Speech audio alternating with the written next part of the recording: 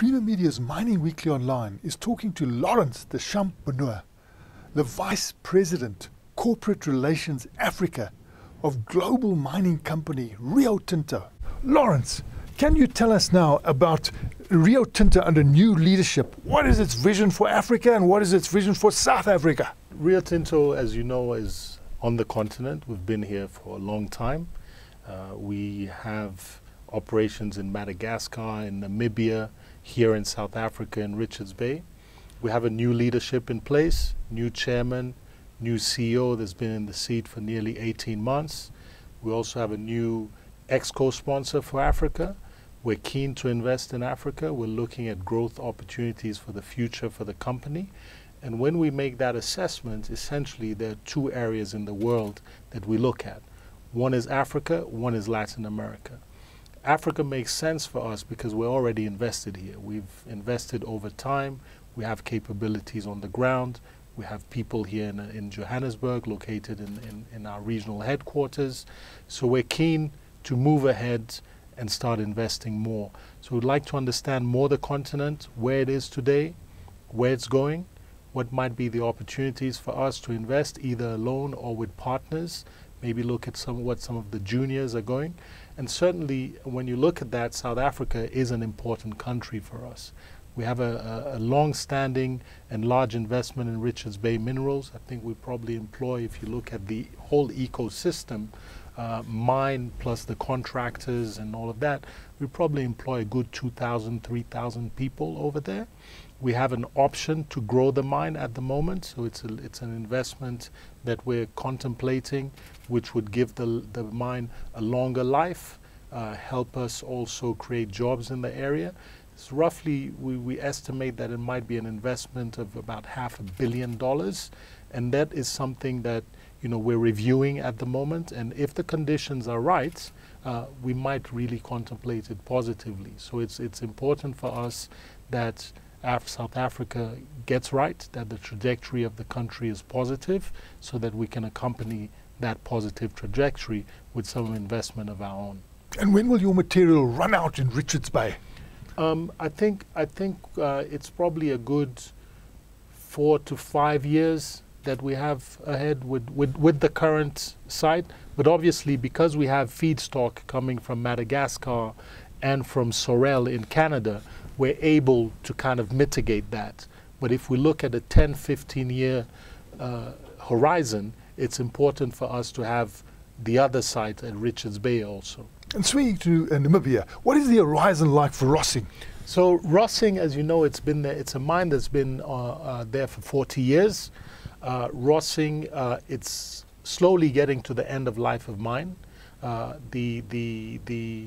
Probably we've got another decade left at Rossing. So but it's a natural ending of the mine. That mine has gone through challenges. As you know, the uranium market is very bad at the moment. But despite those challenges, we've maintained it. We keep it going. We try to derive value from it. We still employ people in the area. We still invest through the Rossing Foundation. So it kind of shows what our commitment is to that mine. And as you know, Rossing is one of Rio Tinto's first mines. And the company before the Pilbara was essentially built on revenues coming out of Rossing. So it's something we also have a type of attachment to. So we have to keep on nurturing that mine and making sure that we continue to extract value out of it throughout the life of it. And swinging to Madagascar, that's a new. What's the life of mine there, and what do you produce? So Madagascar is our newest mine. We've been there for 10 years, so we've got another 50 years going. We produce ilmenite and zircon, so essentially mineral sands. We've just started producing a new product called monazite, which is doing quite well in the markets. It's been a challenging environment for the past couple of years, but we've made a lot of changes there. We've increased productivity. It's been a big drive on productivity in Rio Tinto across the world.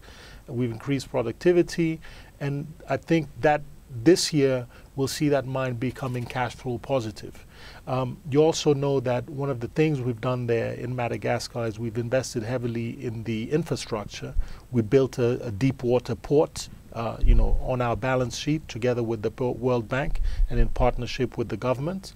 We built the road from the port to the mine. We continue to maintain that infrastructure, and at the moment that infrastructure is very important for us because we've seen an uptake in the amount of produce that we're selling out of QMM, which is our mine in Madagascar. So it's a mine that we see a good future for that mine. We continue to invest in it, to involve ourselves in it. We have some very good productivity initiatives coming out of that mine. I actually tell you, some of our colleagues from QMM come to Richards Bay to teach them how to do things. So it's a bit the younger mind teaching the older mind how to do things. So we're very positive about our mine over there. And swinging to Mozambique, what is the status of that asset that you had? So that asset has been sold. We, as you would have seen in the press, we've had some issues with the regulators around the impairment. It's a very complex accounting issue. Not much to do actually with Mozambique itself, but it's a complex accounting issue. We're challenging the decision by the regulators to fine us, and that is a process that will be ongoing. And can you update us on Simandou and Guinea? So Simandou, we're in a sales transaction. We signed a heads of agreement last year in April. And it's a fairly complex transaction. We're selling our stake in Simandou to a partner that we already have in the consortium, which is Chinalco, Chinese entity. So we've had several rounds of negotiations with them over the past couple of months. Over time, we've had to do extensions of the agreement in order to allow for more time to do studies, to do more DD, to get the Chinese partner comfortable with the sale. We have a further extension of 6 months now that runs until the mid of next year. So it's just an ongoing transaction, and as you know, those transactions are fairly complex. So from the day you sign the heads of agreement, it usually takes a long time to cross all the T's and dot all the I's. So it's an ongoing transaction, but essentially we will be out of Simandou once we've sold our stake complete, or at least finalized the sale of our stake to Chinalco. And you spoke of growth potential, Africa and South America. Are you in South America? We are in South America. Yeah, we have a JV with BHP there, on the copper side. But for us at the moment, Africa I think takes precedence in terms of our ambition. Our CEO was here last week, visited South Africa, had good meetings here with the government, with the authorities, with the external stakeholders. Came to see our staff, to give our staff his vision of the continent. He's very clear that the opportunities we have to look at are on this continent. We have to take a long-term view over a 10, 15-year horizon, understand the environment better, tool ourselves in order to be capable on the continent, and that means building capabilities, African capabilities, within the organization, or people that have Africa experience in the organization, understanding the market, understanding the regulatory environment, understanding who might be the partners that we'll partner with. So there's a lot of work and focus at the moment in Rio Tinto around Africa. So we're working on an Africa strategy, which will be presented to our ExCo board sometime next year, and they will have a look at it and give direction.